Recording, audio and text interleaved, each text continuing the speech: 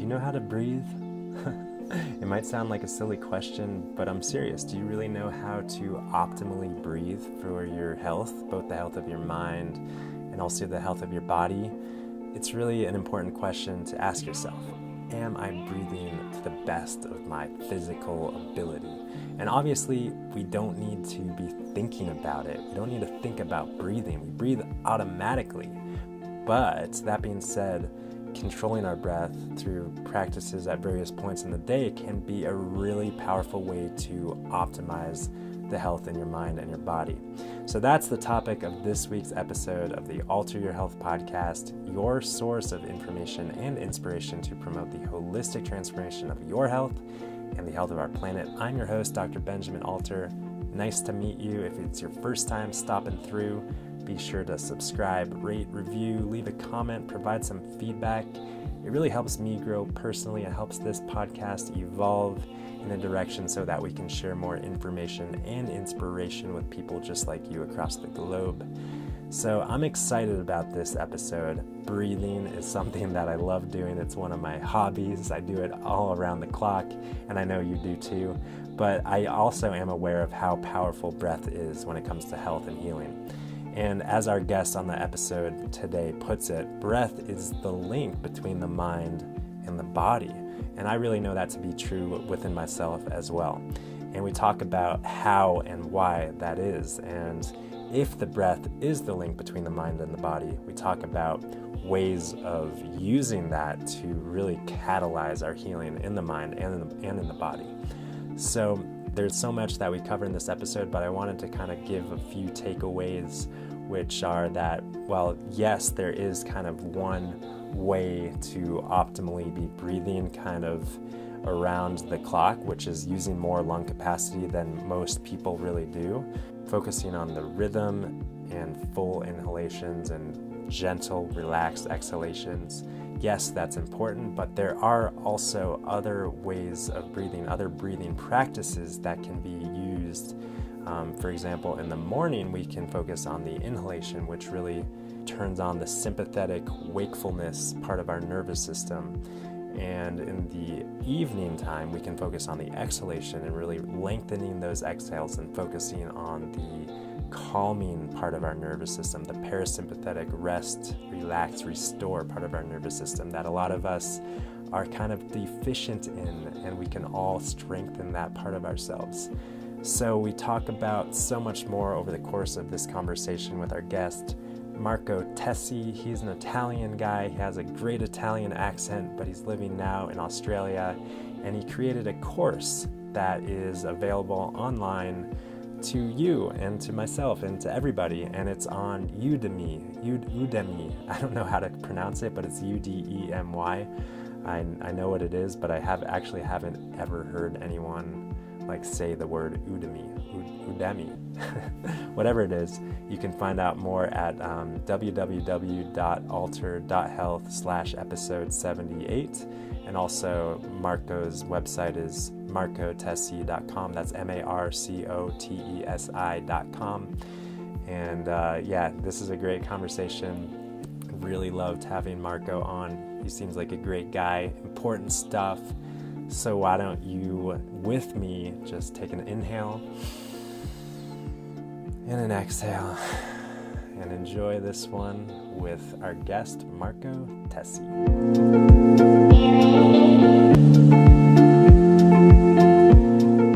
All right, Marco, welcome to the Alter Your Health podcast.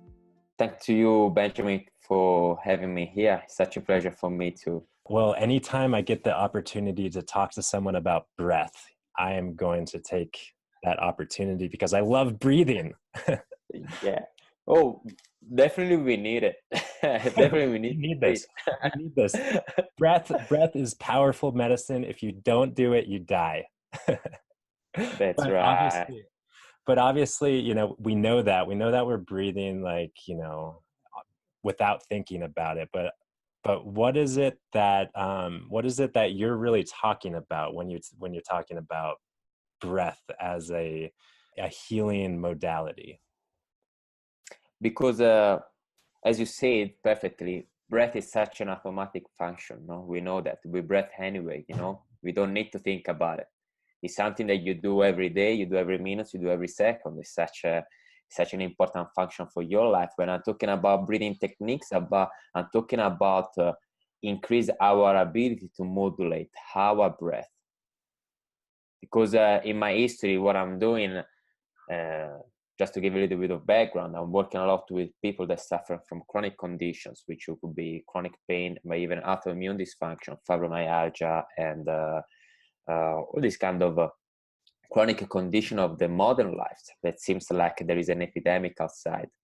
And what I'm finding out with my patients, and what I'm finding out in a lot of resources, that people that presenting this kind of chronic conditions, by even mental issues like anxiety or depression or chronic stress, have an increase in their respiratory rate. They have basically the kind of state when they're chronic hyperventilate with a short and shallow breath. So yes, of course, they're breathing, but they're not breathing functionally. And when I'm talking about breathing functional, I'm thinking about your ability to modulate your breath in order to cope with your environmental demands in an appropriate way. What does it mean? It means that I'm really happy if you hyperventilate because you are exercising. I'm not really happy if you have a kind of short and shallow breath before to go to sleep. So this is affecting your sleep, no? So when I'm talking about improve our ability to modulate our breath, that's what I'm talking about. Are you able to control your breathing, and so in parallel control your physiology, control your chemistry, and then affect your mind? Cool. Yeah, I'm really excited to dive in deeper to some of these things. I don't want to go too far yet. I want to learn more about who you are and how you've gotten into breath, because I think I've got some people in my life that teach breath and teach breath work, and they all have very unique, interesting stories, and I trust that you do as well. So how have you come to really focus on breathing and supporting people in their health and specifically around breathing? What's that like? In my practice, I'm an exercise physiologist, and I'm doing my practice now from 11 years, and I'm seeing such a wide range of people that comes to me with any kind of health conditions, but even some simple injuries.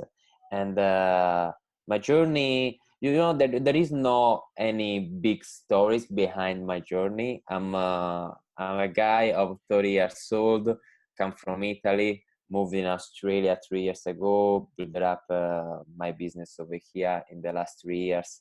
And in the last 6 years, 5 years, I started to dive into the vast universe of breathing and breathing techniques. And so I started to practice by myself.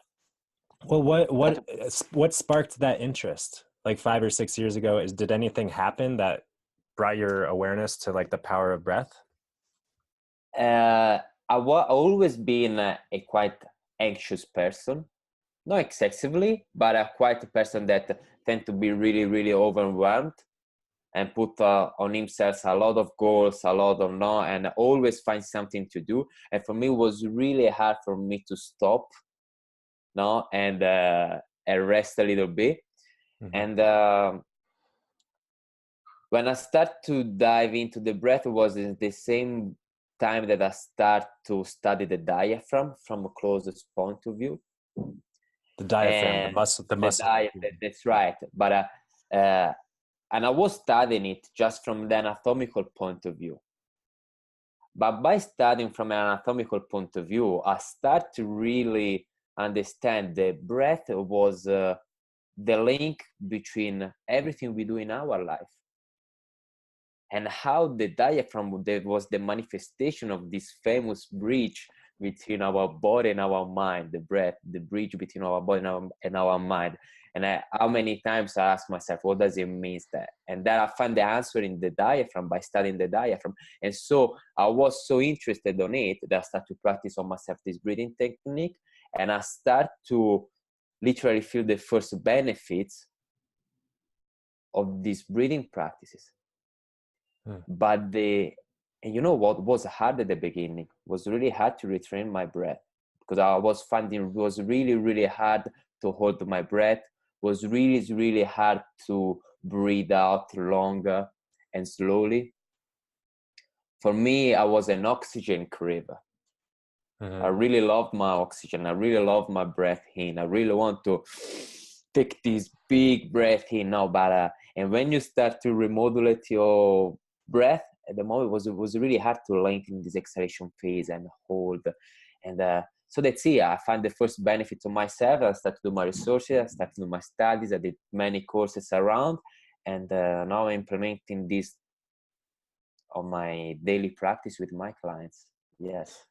Cool. So was there a specific person or book or movie or teacher of any sort that brought your awareness to the topic, or was it just in your studies in school? No, it's my personal studies. So I'm Just doing your a lot of personal study. that's Got it. right. I'm doing a lot of resources between psychiatry, functional medicine, talking a lot about breath work. There was even a big, good book called "The Body Keeps the Score." Oh yeah.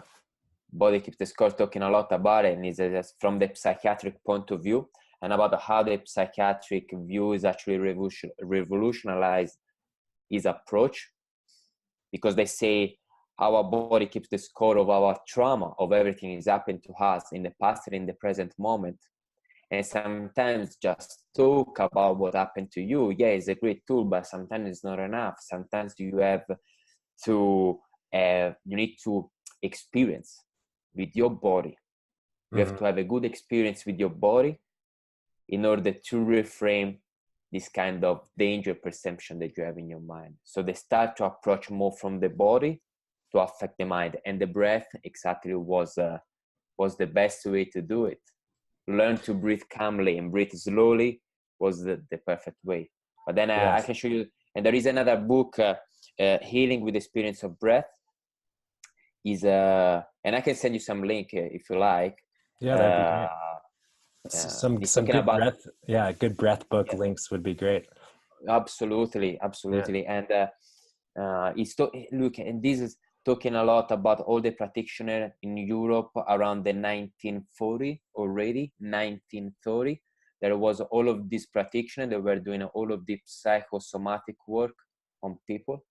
They were even after the Second World War. All the psychosomatic work on soldiers that were coming back from war, and and about Fascinating. how the breath, how they're implementing the breath in their Yeah. in their practice. But because Yeah. breath is breath, and I'm finishing to answer your question, because breath is something that is going on from millennia. Think about Oh yeah, yoga. Think thousands of about years. So yeah. Yeah. Yeah, breath is definitely an ancient practice, and not just the unconscious breathing, but the conscious, control of breath is an ancient practice I'm familiar with. And could you brought up this point that I think is very true and very fascinating about the diaphragm and breath being the link between the mind and the body. Could you explain how that link exists? Yeah, Could you dive into that a little bit deeper? absolutely, it's a pleasure. By working on our breath, by being able to modulate our breath, we can affect our mind, and we can send message back to our mind. And our diaphragm is the manifestation of it. And I was talking just before this beautiful interview. Our diaphragm is a crossroad of information and energy. Our diaphragm divide ourselves in the middle, dividing our chest wall from our abdomen area. So it's just a big crossroad of information with these two parts between our upper body and lower body. And our diaphragm is composed by three big tendons, three pillars that intersect themselves and demarcate the area where the esophagus passed, and where the vagus nerve pass, the great splenic nerve pass. I don't want to talk specifically with the anatomical nerves, but you can understand that through the diaphragm pass so many nerves, and one of these is the vagus nerve. Mm-hmm. And the vagus nerve is the big nerve that promotes restoration, healing, and rest. If you have a good vagal tone, you have better heart rate variability. If you have a good vagal tone, you have a better night sleep. All right? Mm-hmm. It's our parasympathetic nerve, right? That's right. It's a parasympathetic nervous system. And what we found out a lot in people with chronic conditions have a low vagal tone, always in fight or flight. Our body stuck in a resolution state, try to resolve always something, so all the hormonal response. However, 80% of the fibers of our vagus nerve, the 80%, run from the body to the mind. Looking 80% of the conduction goes from the diaphragm to the brain, not from the brain to the diaphragm. That's right. That's right. So just the 20% of the messages that run from our brain to our body. So what's the vagus nerve do? Pass through the diaphragm, detect all the physiological information about our state of body, state of physiology, and then send signs back to our brain, where our brain elaborate this info, and so as a consequence elaborate an appropriate response. But this is huge because this is such a great news. And this is why all the psychiatric work start to work a lot on the vagus nerve, on the heart rate variability, and work a lot on your breath. Because I know that the way I'm breathing, the way I'm moving can affect my body, can affect my vagus nerve, and so affect the messages that I'm sending to the brain. It's almost like how am I feeding my brain, what I'm giving to him, you know? Mm-hmm. Mm-hmm. Yeah. And I think, what I'm really hearing you say is, you talked a lot earlier about how we can consciously control our breath, but if we're in this state of panic breathing or, short, quick exhales, then we're sending messages to the brain that are fearful, even though we might not be in a psychological state of fear. Our body is experiencing fear. Is that accurate? And this is, oh my God, you brought out a big, huge topic when we're talking about panic attack. And absolutely, because as I said before, our body keeps the score, and this sometimes it can be subconsciously way, Mm-hmm. Sometimes our body keeps the score and is stuck in the chronic sensation of danger. So you are breathing shallow, you are breathing fast, your heart variability is not really high, so you always have this kind of heartbeat that pulls quite fast. You don't even realize that, but all of this stuff are talking back to your brain and stimulate all of the area of your brain involving in anticipation, planning, and worry, But it's even a chemical thing. And there is this great study that link panic attack with respiration and breathing. And it seems like when you are in an hyperventilation state, and here I want to make this link between chemistry and so breathing and mind. When you're having this kind of hyperventilation state, your saturation of oxygen is higher in your blood, but this creates such a great affinity with your hemoglobin. So the oxygen becomes so tight to your hemoglobin.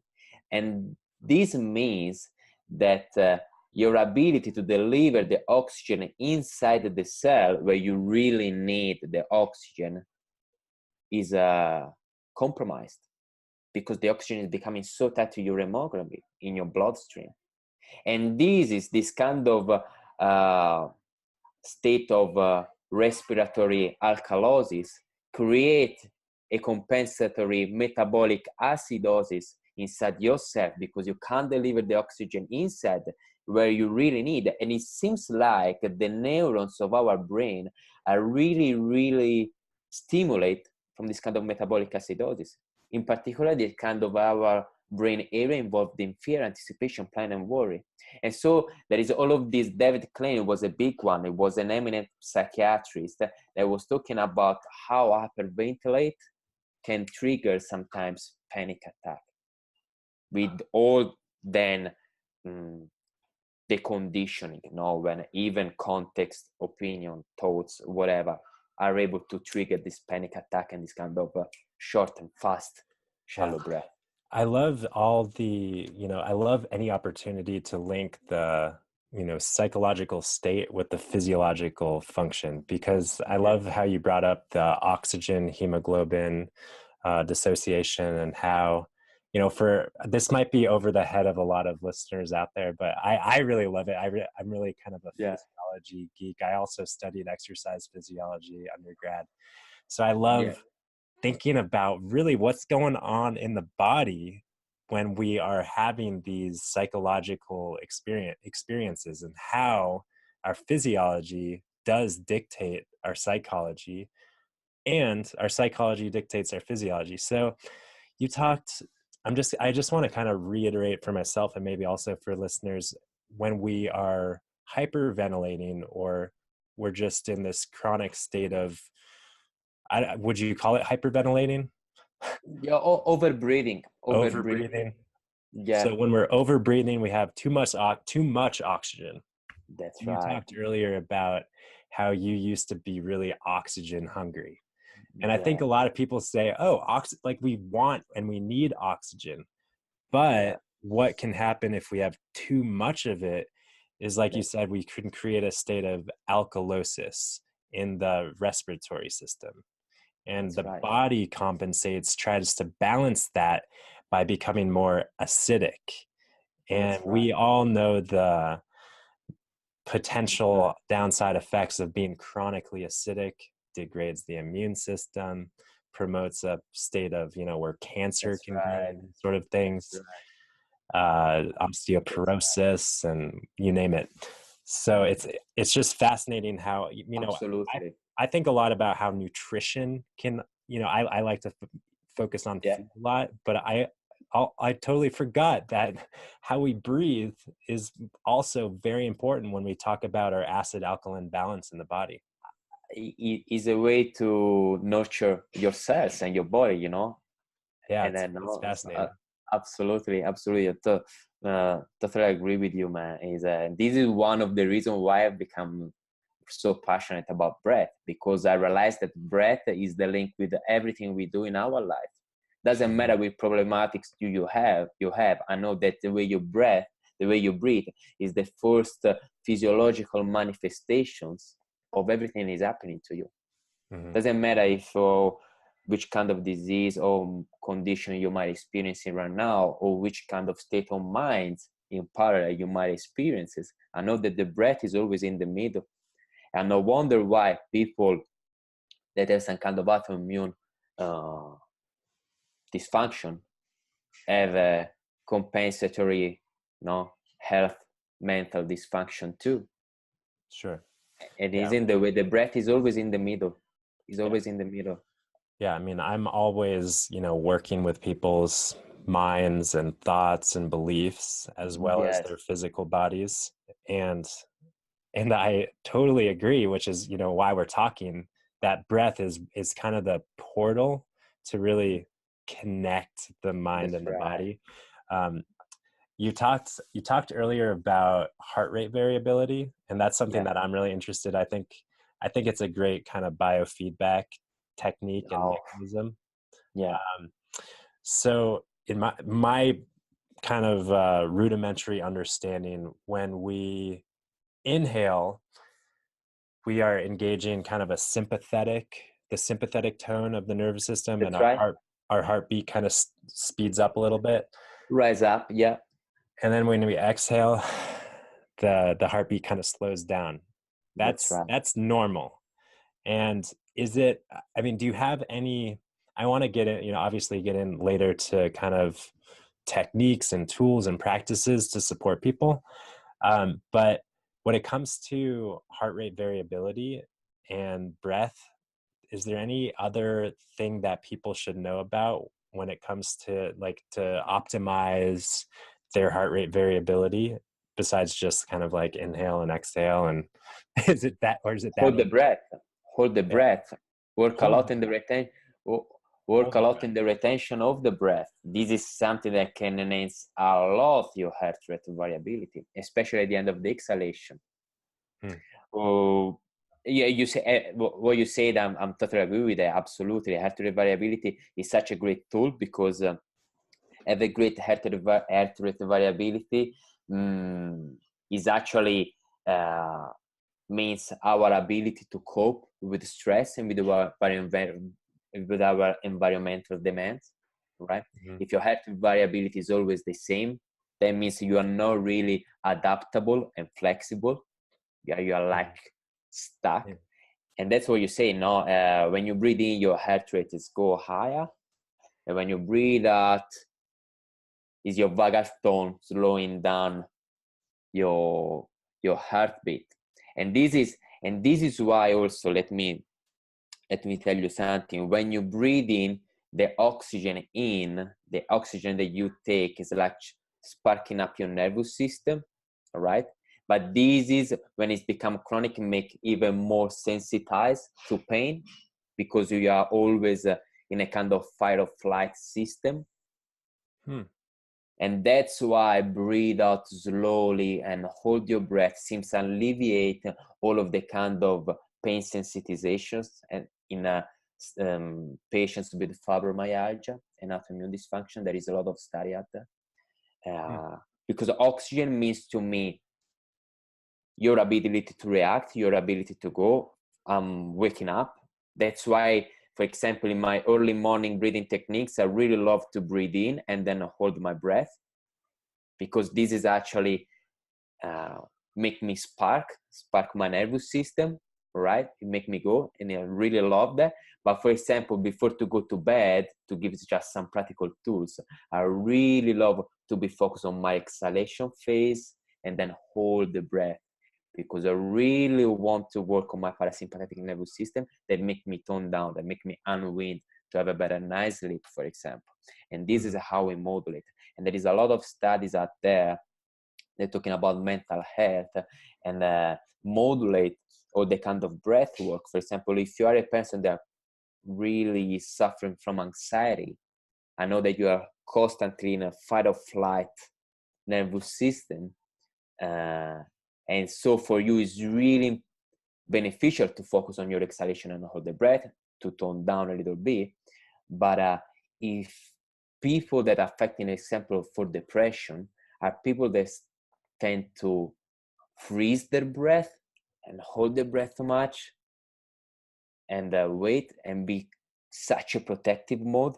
And so from that can be really, really good to spark up this nervous system by work really on breath in, hold, breath out, and so modulate hyperventilation techniques with hypoventilation techniques.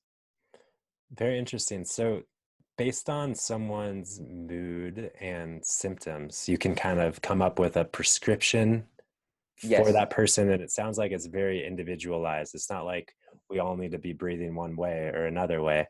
We all need to be kind of seeking balance, it seems like, absolutely. for based Function. on where we're at. Yeah. Functional. And there is a lot of breathing out there, breathing Yeah. techniques out there. There is a lot Yeah. of breathing techniques out there that, for example, asking you to breathe in 4, breathe out in 8, and hold for 8 seconds, for example. Uh-huh. Yeah. The matter of fact is not to be stuck on counting your breath, but be in touch with your breath. That's what I'm always saying to my clients first. First of all, we have to enhance our ability to connect with our breath. However, there is some breathing techniques that I just say that ask you to breathe out in 8 to 10 seconds and then hold the breath for 10 seconds. And a lot of people struggling. There is other breathing techniques that ask you to hyperventilate. Doesn't matter how you breathe. Breathe in, breathe in, breathe in, breathe in, breathe in, breathe in. So hyperventilation techniques with associated with breath holding techniques, and this is actually really good. Seems like to reframe your brain waves, your stress response. That's it. So it depends about how you use it. Yeah. Yeah. In my experience, just based on looking at people, both Yeah. from a professional perspective and just walking down the street and looking at people, it seems to me like most people are using like 10% of their lung capacity. Would you say that most people in general should focus more on slowing down and breathing Yeah. more deeply to expand their lungs and fill their lung capacity? Yes. Is that a What pretty I, safe recommendation?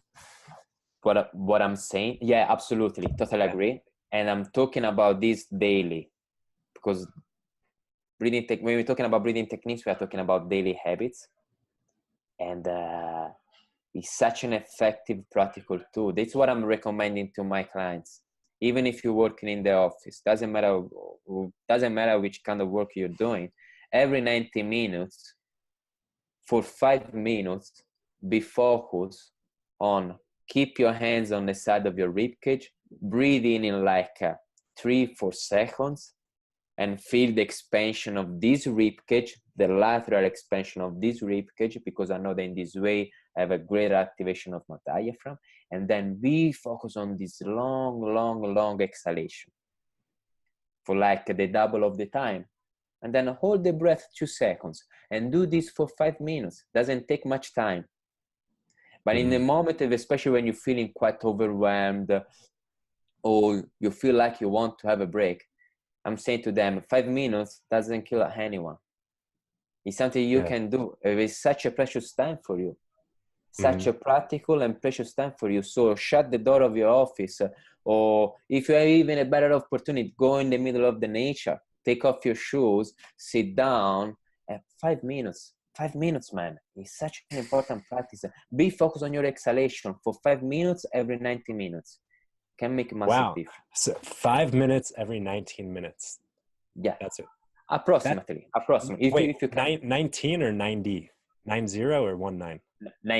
90. Oh, okay. 5 minutes every 90 minutes. Yeah. Okay, that's more reasonable. Yeah. Reasonable. No. Every 20 minutes, no, it's gonna Yeah, be I'm like, hard. wow, that's gonna really change my life, change the day. But every 90 minutes. It's funny because one thing that I naturally do, I like everybody sometimes forget to breathe, you know. And but It's one true. time that I usually remember is when I'm going to the bathroom, specifically Yeah. when I'm urinating, when I'm standing up, going to the bathroom, I'm taking breaths and I'm using like my diaphragm to like Yeah. empty my bladder, if Yeah. that makes Yeah. sense. And it's just like, that's my time for Yeah. connecting with my breath. Oddly, I think that Yeah. for sure there's more opportunities for me to tune in every 90 No, minutes. but man, is such a sacred period of time, I think. And well, Letting go. Yeah, absolutely, and all of us we need that because, yeah. and I think it's a life skill. I'm Mhm. talking a lot about it. I think it's the modern life skill, be able to stop even 5 minutes. And it is something that we are missing in our frenetic modern lives. I always say the life skill that my grandfather had to develop 100 years ago were different. But in the nowadays life, in our modern lives, the life skill that have been requested to us are completely different. And this is one that we have to develop: be able to stop, be able to rest, give yourself a little bit of rest, give yourself the ability to tone down, have a better sleep, and all of this practice. We need to come back Yeah. to the basics a little bit. Oh, Yeah.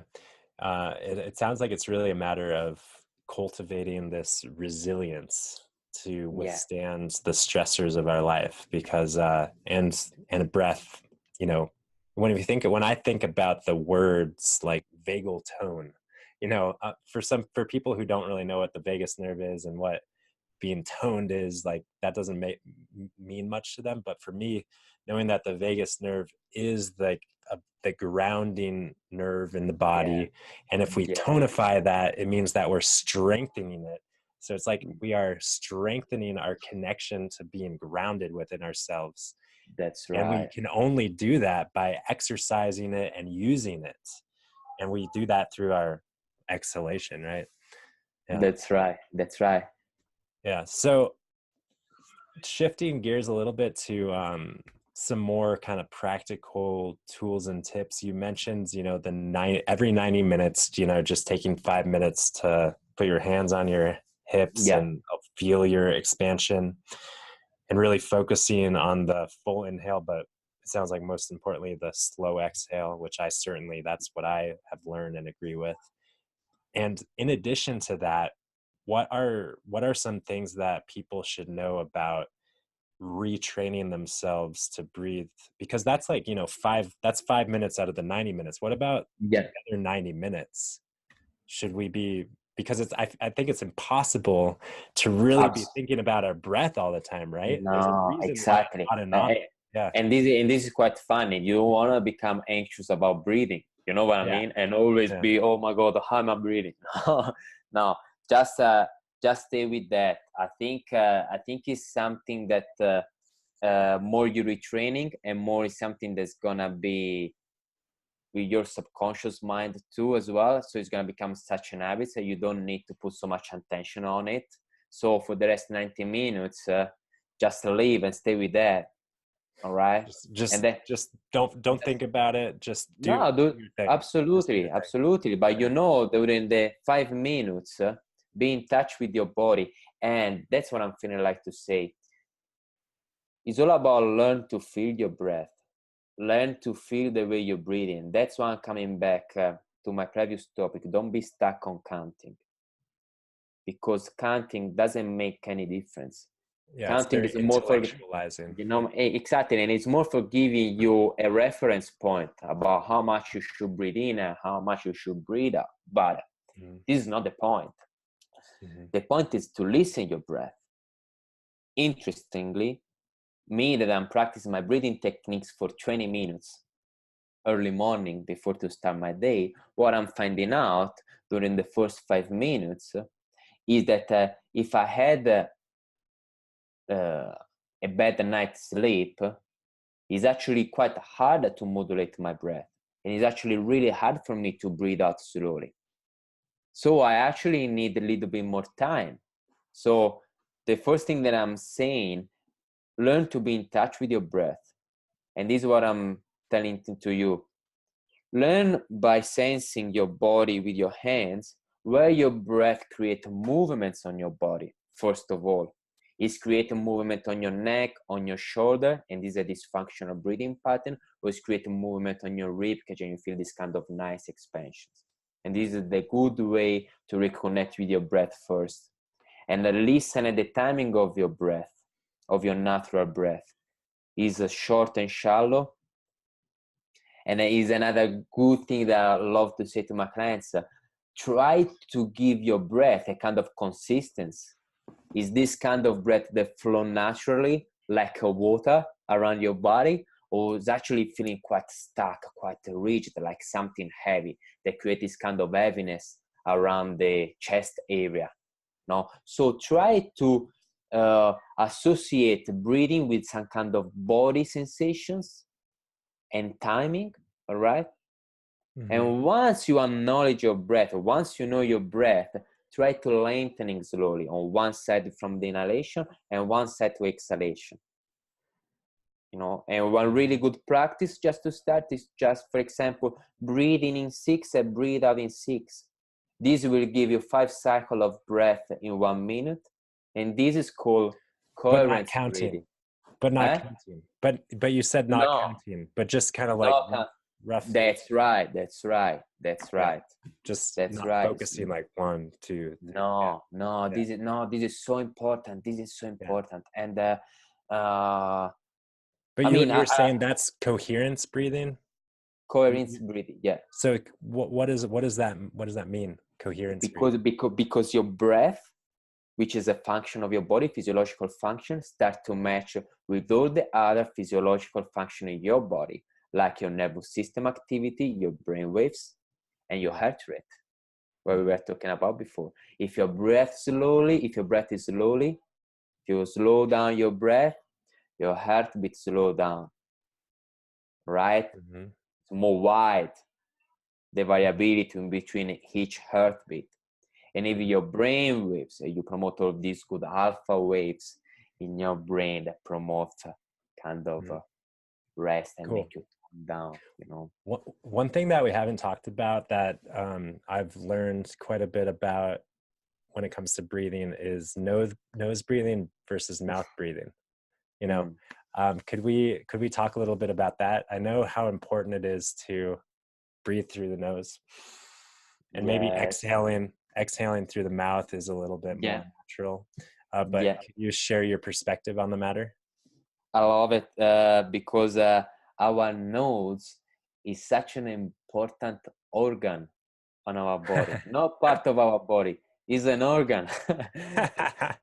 Pass me the term. I know it's not correct, but pass me the term. No, And yeah, it's such an organ of our body. There's such a deep, deep, deep connection with our brain, especially with our right and left brain. And that's why there is so many alternate nostril breathing technique. Butiko was a big one on that. Was a breathing therapist from Russia.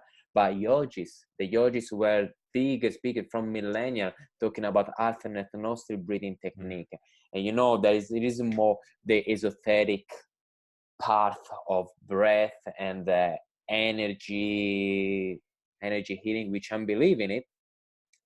Talking more physiologically from a scientific point of view, I can talk about how the left nostril is more connected to the right, and how the right nostril is connected more to the left side of our brain. And of course, we know that the differentiation between left and right brain is not like systematic like this, but we know that the left brain is more cognitive, while the right brain is a little bit more emotional. However, to be clear and simple, the way you breathe, you can enhance the exchange of information between these different part of our brain, and affecting the cerebellum, which is in the middle between the right and the left, mm-hmm. and the corpus callosum, sorry, and affect which is affect the crossroad of information between the right and left brain together. So yes, breathe. The way you breathe from your nose is really, really important. And this alternative nostril breathing technique is such an effective way to affect your brain waves, you know. Yeah. But of course, it is putting protection even your body, because you know your nose is such a good filter. Your mouth Sure. is for eating, your nose is for breathing. No. Sure. And how about, so many people that I witness and observe breathe through their mouth unconsciously. Oh man, That, I look, know about like taping your mouth shut when you're sleeping, like that man, practice. But that's can you great. talk a little bit more about training to breathe through the nose, the most Yeah. important organ? Yeah, exactly. Yeah. That's crazy, because every time that I'm walking down the street, and this is fault of my job, but I'm looking up. Yeah, exactly, exactly. And this doesn't mean that they breathe heavily. Sometimes they don't breathe Yeah. at all, but they keep their mouth open like Yeah. a fish. You know, Yeah. it's really like that. And it's something that is imprinting in our habits. And this is how crazy is this topic. Breath is such an autonomic function. It's so autonomic. It's so something that we're doing and we take for granted sometimes, and we forgot about how we breathe. So yeah, we can retrain ourselves to breathe from the nose and just reconnect with it. How do we And do the that? best, Yeah. 5 minutes, every Just do 90 it. minutes. Just Just do it. do it. Do Just it. do And it. more you do it, more you do it. Be aware, be conscious about how you're breathing. I know that if you focus on your breath 5 minutes, every 90 minutes, every 1 hour, try to do as much as you can, then you can create this kind of great loop in your life, when even in the moment where you're not actually working on your technique, you can be aware about how you breathe, you know. Mm-hmm. I have so many people here, and after 2 weeks, the first week is quite hard from them, and then sometimes they tell me something really nice, and the best thing they can tell me is, hey, the other time I was walking down the street, I wasn't doing any kind of breathing practices, of course, but I was noticing my breath. I was noticing that my mouth was open. So boom, I shutting down my mouth straight away, and I start to breathe from my nose. Well, that's fantastic, because that means you are acknowledging where you are. Mm-hmm. And what do you think about when sleeping, taping the mouth shut during sleep? Is that something that you recommend people do? Yeah, but while you're sleeping is hard, because when you're sleeping, you're sleeping. So it's not really easy, no? So So, but no, it's something that is really, really connected with the sleep apnea. Yeah. Absolutely. No, people that suffer from sleep apnea are mouth breather during the night, no, and then they wake up because they need to get this air in, no. But I think there is a big, big link between sleep apnea and dysfunctional and breathing patterns during the day. So more unstable is your breathing pattern during the day, and more you're gonna bring back this breathing pattern during the night, of course. Yeah. Yeah. I think that, I know that taping the mouth shut has become popular, at least in my awareness in the last few years. And it seems like the more practical way of retraining the body to breathe through the nose is just like you were talking about, just doing it when you're awake. That's right. Because Yeah. Yeah. because when Yeah. we, if we create that habit and that awareness and that, that pattern, and we're executing that throughout our waking hours, then when we go to sleep, in your experience, people sleep better as well when once they Yeah. retrain themselves to breathe in through the nose. Was what was nice because and this is when I'm talking about create a great loop in your life that make you even do more and returning even more and more. But I had a client last week and he was telling me, yeah, no, I'm doing my breathing techniques, I'm doing my breathing exercise every morning and every evening. You know what? I'm thinking I'm sleeping better because I'm waking up better in the morning, you know. So Mm. it is like that, and it's something you do awake, it's something you do it consciously to go then in your subconsciously and affect yourself subconsciously, Mm. of course. Mm. Of course, and it's the So, best way. what do Do you think repetition. about? Yeah, sorry. This question I was meaning to ask you. What do you think about Wim Hof and Wim Hof's breathing pattern? Do you know? Are you familiar with that? And what? Yeah, I'm familiar with that. I explore it. I dive Yeah. into it. It is why, well, Wim Hof promote hyperventilation. No, is now promote this kind of breathing techniques we were talking about before. Hyperventilation breathing techniques is nothing Mm-hmm. new. It's something that's go from millennial. Uh, Short, fast breath. Doesn't matter how you breathe in. The most important things is get this breath, this air in. But then what it does, which is really, really important, is make you hold your breath even for 3 minutes. And of course, you can hold your breath for 3 minutes. You have such a big amount of oxygen in your body that for you is going to become like a physiological almost need to hold your breath for 3 minutes. But this is the way. At the moment that you start to modulate your hyperventilation breathing techniques with hypoventilation breathing techniques, can have a magical effect on resetting your brain waves and your stress response. Mm-hmm. One thing, and this is the side that I like it, what I don't like is the mouth breathing. I think we need to retrain people to breathe in from the nose. He say it doesn't matter how you put your hair into your body. Well, I'm not agree with that. I think we need to retrain Mm-hmm. people to get air in from our nose. Also because there is a lot of resources that link how breathing from the nose can is really linked with the growth factor of our face during Yeah. Yeah. Heard about during the years. So people that breathe in from the mouth have this kind of shallow, thin face, we long develop face. more we develop That's more right. bone structure in our jaw. That's right. That's Yeah. right. Airflow in the nose, develop your bone structure. Yeah. So So it's really, really important, you know. And if I'm thinking about someone that suffering from panic attack, from anxiety, yes, okay. Wim Hof can be really great, can be a quick effect, but at the end, I think that people need to reconnect with the breath, which is a more long and difficult journey. But I think in the long term, you can have more benefit because you need to understand how your breath now, put the Mhm. light on it, and understand how to modulate it. Yeah. Yeah. It And seems don't, like You know, It don't take seems, breath work like a pill.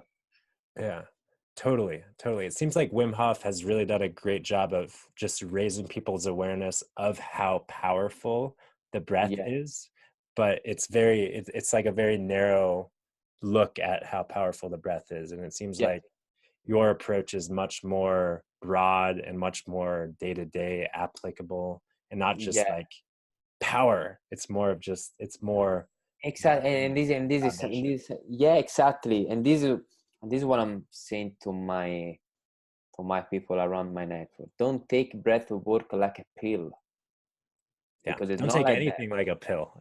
That you People know, want, yeah, people want yeah, their pills. People want the pills, but yeah, yeah, exactly. You know what I mean? And that's, sometimes I'm talking with my people and I'm saying, oh my God, I did my breath work.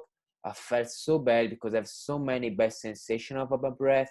And because I felt like this and I felt like this and I felt my breath so heavy, I felt my chest so restricted. And I say, well, this is an amazing news. Finally, you are listening to your breath. And finally, you are seeing there is something wrong in your breath. But now you have the opportunity to change your breath because you look at it. yeah, I I love that. can tell, I can tell you now, start to hyperventilate, increase your oxygen so you feel your nervous system like spark, and then hold your breath and do this every morning for 15 minutes. And I'm telling you, then you're gonna cold shower, you're gonna feel amazing. Of course, it's a physiology thing, it works.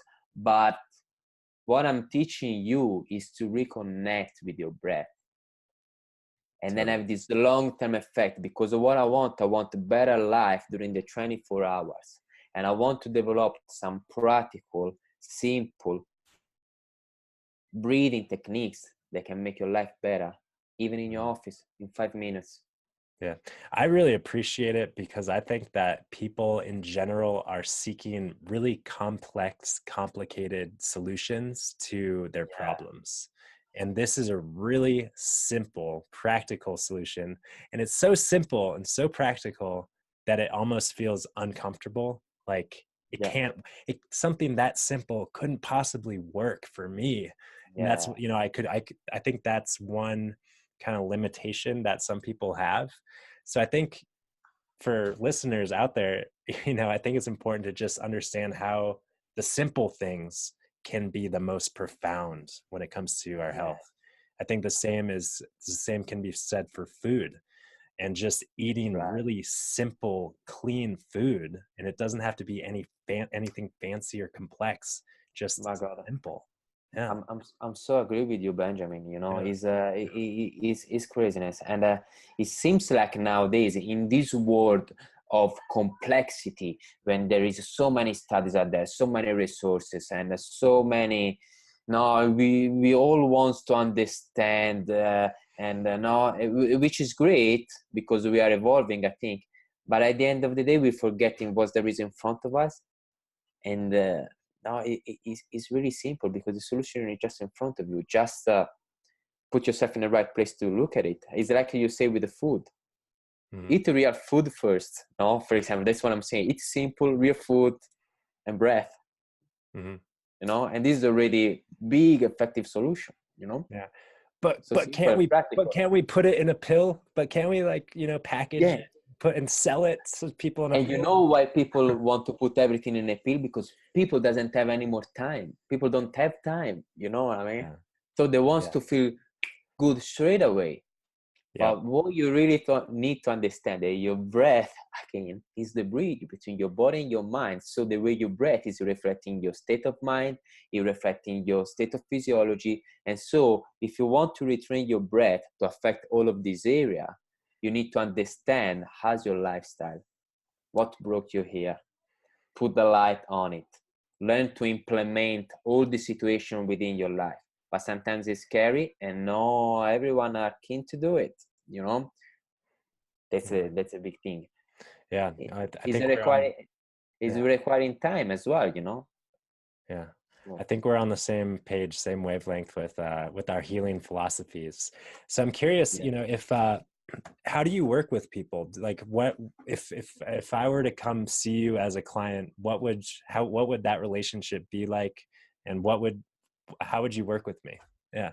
Oh, Well, I will, there is my website and you can find me over there. And on my website, you can book a consultation as well. So I'm doing a lot of consultation via Skype, and I'm working worldwide. I'm working a lot with Europe.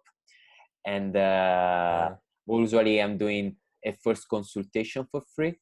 That's what I love to do with my clients. Understand a little bit more them, understand more about their life, behavior, about the problematic and the challenges they have. And from there, develop a strategy. But Specifically around the breath.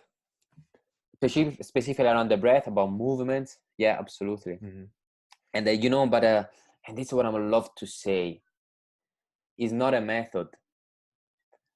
My physiology, my philosophy is met the acute problem at the moment of that person, and working with the person day by day is not a method here. We're not talking about methods. There is no method, because method for me means sometimes, I mean, in the negative perspective or point of view, sometimes method brought me so many limits. I want to be wide. I want to understand you. I want to work with you on 360 degrees, you know, and meet the real problem at the moment. That's the thing. So we are not talking about methodology, you know, we are talking about let's have a chat, let's have a consultation, let's understand the problematics, and let's see what we can do for you and the better strategies for you day by day. Let's be real. Yeah, no, I love it. I think that, you know, similar to the idea of like the pill and the quick fix, I think practitioners, you know, they want a protocol. They want a method, they want a protocol, they want a prescription that they can just dish out. And we're forgetting that each individual is totally biochemically, psychologically unique, and we need to meet that. Yeah. That's right. And there is so many courses out there that I did. I mean, in 11 years, I did so many courses. And what I really don't like about this course, but I understand even their point. I mean, they have to give us a little bit of structure, of course. But then I think if you're a good practitioner, you are like a good artist, that you are able to match all the things that you learn from your experience as a practitioner, not to meet all the needs of the person at in that moment. And what I'm finding in a lot of courses out there, they teach you just the protocol, exactly. So there is an assessment, there is then the exercise to do, and then there is another assessment. And but you lose the empathy. You lose the intuition. I think if you are a good therapist, you are first of all a quite intuitive person that are able to understand who is in front of you. Then, of course, you have your assessment, you have your tools to prove something. No, but Totally. it's something that works together. You know what I mean? Yeah. And so in addition to the exercise of doing the 5 minutes with putting your hands on your ribs and just that kind of grounding, regulating breath, can you give some examples of some other, you know, we'll call them like prescriptions or recommendations when it comes to like you were talking about a morning breath kind of breath work, and then an evening breath work. I know that everyone is unique, but could you give some examples of what it could look like? You know, and everyone is unique, but what I did actually 1 month ago is I delivered my online course. And in my online course, I'm talking a lot about these breathing techniques. Cool. Yeah. So it's like a 7 module. And in the first module is all about reconnecting with your breath. And I'm teaching you how to reconnect with your breath. And now I'm diving more into your question. The second module is the before to bed breathing techniques. And I'm actually teaching you how to focus on your exhalation and how to hold your breath. So for example, is a 25 minutes practice before to go to bed. And the first 5 minutes is all about reconnecting with your breath and breathe in slowly and breathe out slowly. And then the next 5 minutes, we actually breathing in 4, and then we add 1 count to each exhalation phase until you don't arrive to breathe in 4 and breathe out in 8. And you keep this kind of ratio for 5 minutes. And after that 5 minutes, it's like 10 minutes practice when you breathing in 4 breathe out in 6 seconds or 6 seconds or whatever, and then you hold your breath in the end of the exhalation. And this is gonna get higher your level of carbon dioxide, make your nervous system tone down and prepare for a better sleep. While, for example, in the third module, I have my rise up breathing techniques to do early morning. And man, it's just the opposite. It's just the opposite. And always we start from reconnection with our breathing, lengthening our inhalation phase and keep the exhalation phase the same. So you add 1 count to each inhalation phase until you don't arrive to breathing in 6-8 seconds, and you breathe out for 4 seconds. Cool. Right? Just pausing you just to make sure I'm on the same page. So in the morning, we should be focusing on the inhale. Lengthening the inhale and keeping the exhale the same. That's and then the evening before bed, we should be focusing on the exhale, lengthening the exhale. You got it. Because in the morning, that's the sympathetic wake up, energize, and in the evening, it's the parasympathetic. Okay, just want to you want to work with the nature. No. Early morning, you need to be ready, waking up before to go to bed. That's right. Okay, so now you can continue on the rest of the modules. And then on the model number 4, I'm start working on this hyperventilation breathing technique matched with hypoventilation breathing techniques. So short and fast breath. All right. When I breathe in 2 seconds and breathe out in 1 second for 15 breaths. So I have to kind of. And what is that good for? For hyperventilation, get this oxygen in, all right, and get this sympathetic nervous system sparked, all right. But if matched appropriately after 15 breaths with slow breathing techniques, these enhance your adaptability, your flexibility. You're able to modulate your breath. That's right. You're able to it's kind of like going to the sorry to interrupt. That's right. It's kind of like going to the gym and like exercising, but doing it just in your body. Is your ability to go from 0 to 100 kilometers per hour, but then from 100 kilometers per hour, come back to 0. Oh, I like that. I like that analogy. That's right. You know what I mean? This is a really, really you're a sports car. Yeah, you're a sports car, and you want an acceleration, and you also want your brakes to work. That's right. Because what we don't want, and all of these people going on, they're always going to 90 kilometers per hour, 24 hours per day, and they crash. And then you crash. Then your engine tell you to stop, which is your body.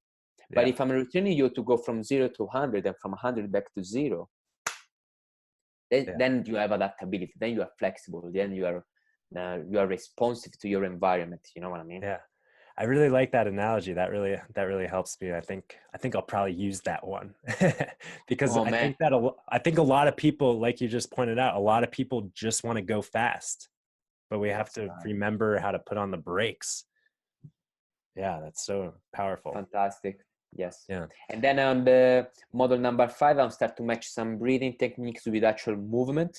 So different body positions when you can experience your breath in different part of your body. For example, experience your back expanding while you're breathing, or experience just your right hair of your rib cage expanding, and the left one too, and the other one. So it's actually start to matching your breath with your movement, and this is such a good, important body sensory feedback for your nervous system. Yeah, you know. Yeah.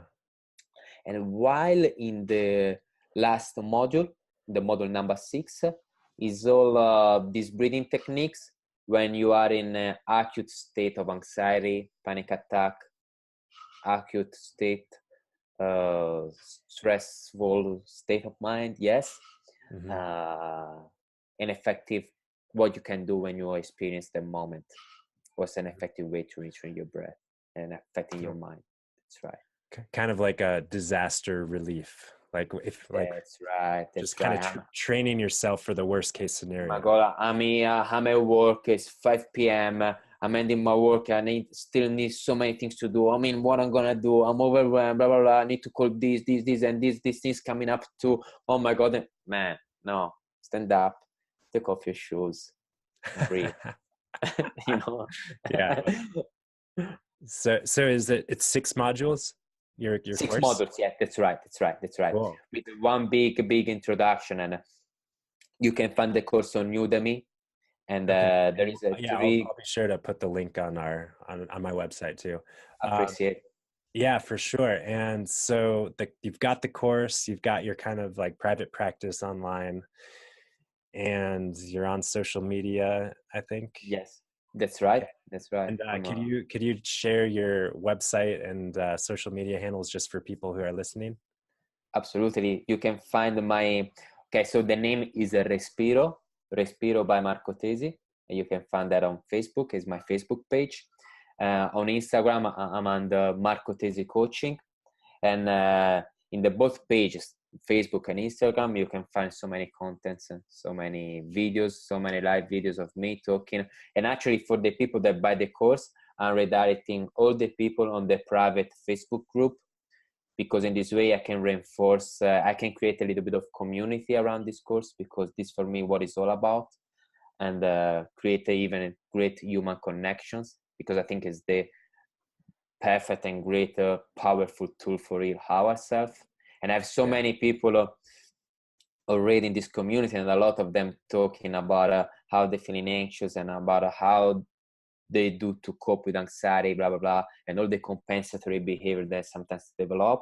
And when you start to share your experience, you're empowering yourself with the opinion and the thoughts of other people, and it's a great way. I'm really grateful to all of these people, because they are great teachers for me. They're the best teacher. And but yes, Facebook, Respiro by Marco Tesi, website marcotesi.com, Instagram, Marco Tesi Coaching, and breath and movement retraining on Udemy. Awesome. Well, I really agree with the importance of cultivating that community. I think that's maybe the most important thing as we evolve as, our human race. We're becoming so isolated. And I think that, obviously we need to focus on healing ourselves and doing so, and connecting with nature and doing so naturally. But we also need to focus on connecting with other human beings in this kind of fragmented, divided world. So that's great what you're doing with the community and whatnot. And I will for sure be sure to check it out myself. And thank you, Benjamin. Any last kind of words of wisdom or advice for someone when you're talking about, supporting them and reconnecting with themselves, with nature, with the breath? What I would say, you could sum it up. I think as I said before, is your life skill that you need to develop nowadays. It's not wasting of time. Stop 5 minutes a day to reconnect to your breath and reconnect with your body, because your body holds the truth of everything that is happening to you right now in the present moment, and of everything that happened to us in the past as well. So reconnecting with our body is a precious tool. Don't forget your body, because you forget yourself otherwise.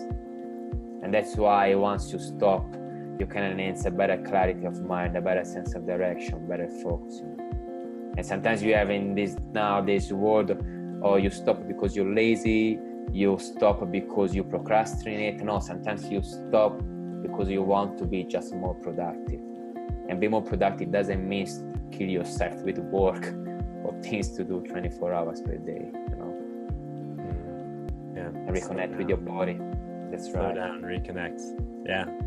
Good message. Powerful wisdom. All right. Well, Marco, it's been a pleasure. Peace and love.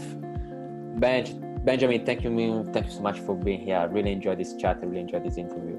All right. Peace and love. And until next time.